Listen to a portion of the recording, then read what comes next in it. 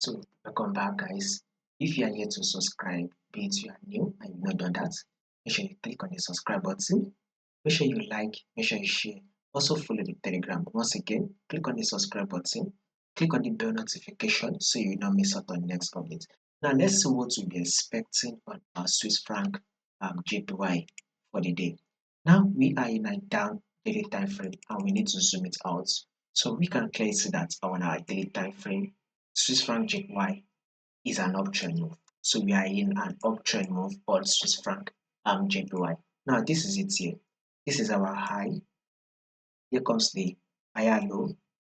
This is also the higher high. Here comes the higher low. This is our higher high. Here comes the higher low. This is our higher high. Here comes the higher low, right? Market has eventually given us an higher high. We consider this higher high broke out of this our previous resistance level, right? Market was ranged within this level here. So there was once a ranging market move within this level here, especially when you go to your forward time frame, you would clearly see the ranging market move. Markets ranged within this. So go to your forward time frame so you can easily see it. The market eventually gave us that bullish move which formed a new higher high.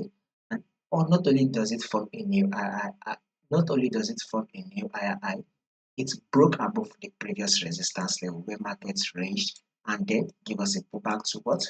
Test it. So now the market has come to retest our previous resistance, we should be expecting it to actually give us another bullish move that will form a new higher high. So a bullish move is what we should be expecting next on Swiss franc JPY. If there be any changes to this moment, I'll make sure I let you guys know. You just have to do is click on that subscribe button, like and share.